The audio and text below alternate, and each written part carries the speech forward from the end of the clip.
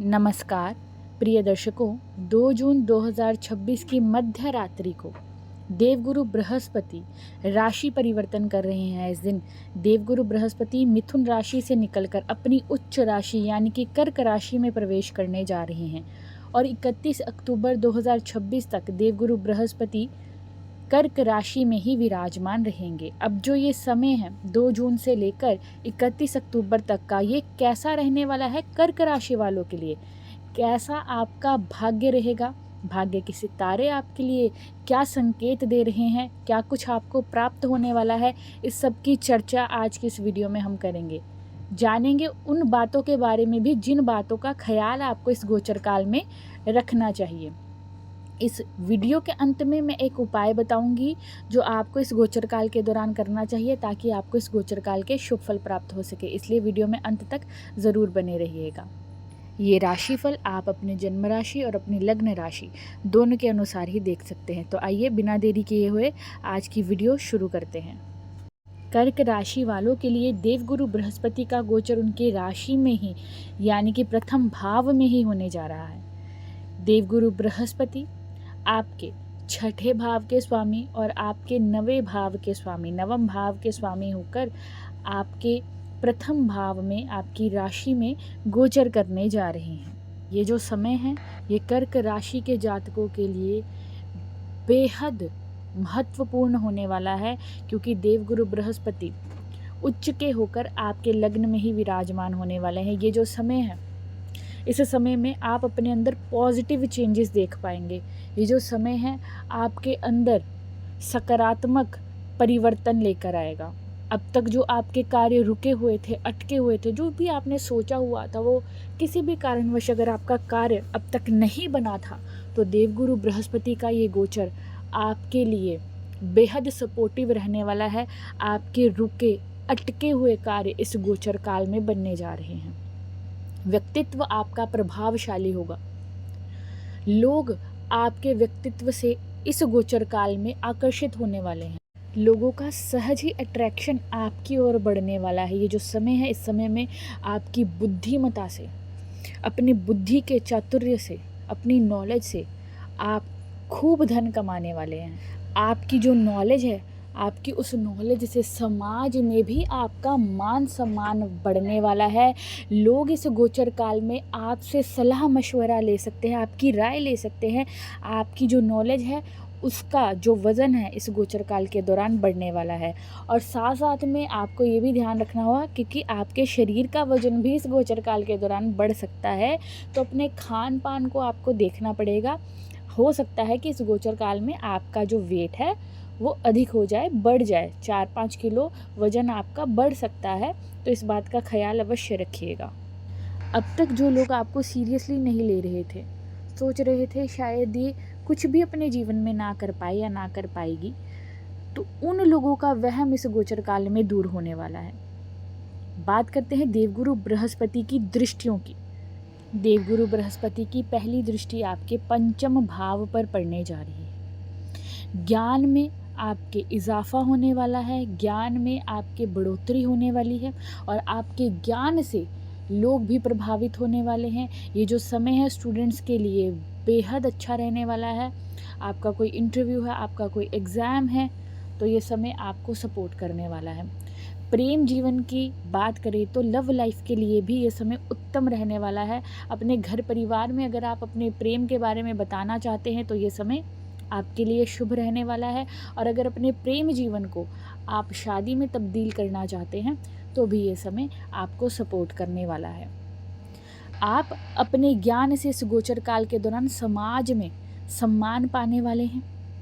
अपने ज्ञान से ही आप, अपनी बुद्धि से ही आप अपने सारे काम इस गोचर काल में बनाने वाले हैं। आपके पिछले समय के रुके अटके कार्य भी आपकी बुद्धि के चातुर्य से, आपकी नॉलेज से इस गोचर काल में बनने वाले हैं।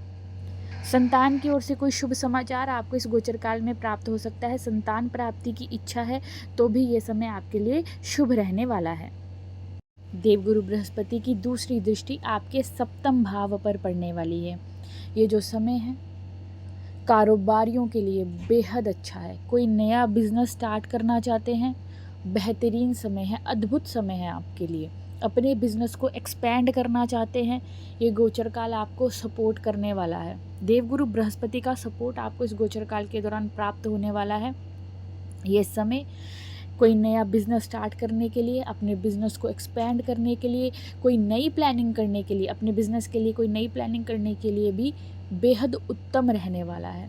अगर आप कोई सर्विस प्रोवाइड करने वाला बिज़नेस करते हैं, अगर आप कोई शिक्षा से जुड़ा हुआ बिज़नेस करते हैं, अगर आप कोई होटल रेस्टोरेंट से जुड़ा हुआ बिज़नेस करते हैं, तो भी ये समय आपके लिए उत्तम रहने वाला है। आपको इस गोचर काल में सफलता प्राप्त होने वाली है।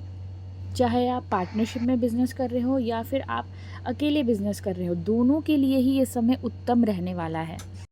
कोई अच्छी डील आपको इस गोचर काल के दौरान प्राप्त हो सकती है। व्यापारियों के लिए ये समय धन लाभ प्राप्त करने वाला है और आपके बिजनेस का विस्तार इस गोचर काल में होने वाला है।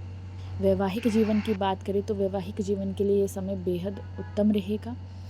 जो लोग अविवाहित हैं उनके लिए भी समय अच्छा रहेगा, क्योंकि उनको शादी के अच्छे प्रस्ताव इस गोचर काल के दौरान प्राप्त हो सकते हैं। शादी के लिए अच्छे रिश्ते आपको इस गोचर काल में प्राप्त हो सकते हैं। और जो लोग विवाहित हैं परंतु उनकी मैरिड लाइफ में किसी न किसी प्रकार की परेशानी चल रही थी या कोई अड़चन आ रही थी, तो वो अड़चनें, वो परेशानियाँ इस गोचर काल के दौरान दूर होने वाली हैं। यह समय वैवाहिक जीवन के लिए शुभ रहेगा। देवगुरु बृहस्पति की तीसरी दृष्टि आपके नवम भाव पर पड़ने वाली है। ये जो समय है, इस समय में भाग्य का साथ आपको प्राप्त होने वाला है। आपका भाग्य आपको सपोर्ट करने वाला है। जो चीज़ें अब तक भाग्य के कारण आपकी बन नहीं रही थी, रुकी हुई थी, उन चीज़ों में प्रगति आपको इस गोचर काल में देखने को प्राप्त होगी। कोई धार्मिक यात्रा आप इस गोचर काल में कर सकते हैं अपने परिवार के साथ। पिता तुल्य लोगों से आपको इस गोचर काल में सपोर्ट प्राप्त होगा। ये जो समय है, इस समय में आपको उच्च वरिष्ठ अधिकारियों का सपोर्ट भी प्राप्त होने वाला है। नौकरी पेशा लोगों के लिए भी ये समय अच्छा दिखाई दे रहा है। आपके सीनियर्स का सपोर्ट आपको इस गोचर काल के दौरान प्राप्त हो सकता है। भाग्य आपका एक्टिव रहने वाला है। कई बार देखा जाता है कि इंसान बहुत मेहनत कर रहा है पर उसका भाग्य उसको सपोर्ट नहीं करता, जिसके चलते उसको वैसी सफलता प्राप्त नहीं हो पाती है। परंतु ये जो समय है कर्क राशि वालों के लिए, इसमें आपके द्वारा की गई मेहनत का आपको आपका भाग्य शुभ फल देने के लिए तत्पर रहेगा। इस समय में आपके पिता के स्वास्थ्य में वृद्धि रहेगी। पिता के स्वास्थ्य में कोई परेशानी चल रही थी तो उस परेशानी में कमी आपको देखने को प्राप्त होगी। पिता के स्वास्थ्य में वृद्धि रहेगी। और अगर पिता के साथ आपके संबंधों में किसी प्रकार की कमी आ गई थी तो वो कमी भी इस गोचर काल में दूर होगी।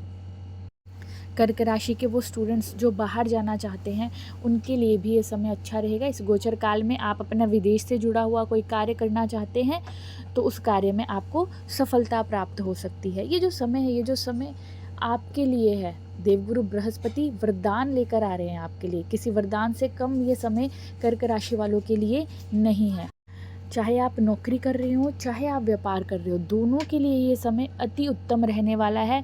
नौकरी में भी तरक्की आपको इस गोचर काल में देखने को प्राप्त होगी और कोई व्यापार कर रहे हैं तो भी तरक्की आपको इस गोचर काल के दौरान देखने को प्राप्त होगी। समाज में यशमान आपका बढ़ेगा। धन की बात करें तो धन के लिए भी ये समय अच्छा है। अच्छा धन आप इस गोचर काल के दौरान कमा पाएंगे। आर्थिक दृष्टिकोण से ये समय कर्क राशि वालों के लिए सही दिखाई दे रहा है। ध्यान रखना है खान पान का।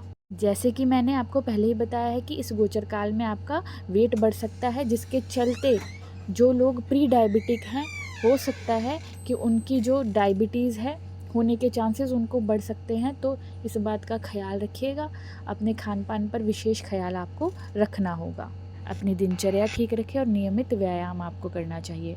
उपाय जान लेते हैं जो कर्क राशि के जातकों को इस गोचर काल के दौरान करना है। वो ये है कि आपको इस गोचर काल के दौरान एक पीतल के लोटे में थोड़ी सी हल्दी और थोड़ा सा जल डाल लेना है और वो हल्दी मिला हुआ जल आपको हर वीरवार के दिन केले के वृक्ष की जड़ में डालना चाहिए। धन्यवाद।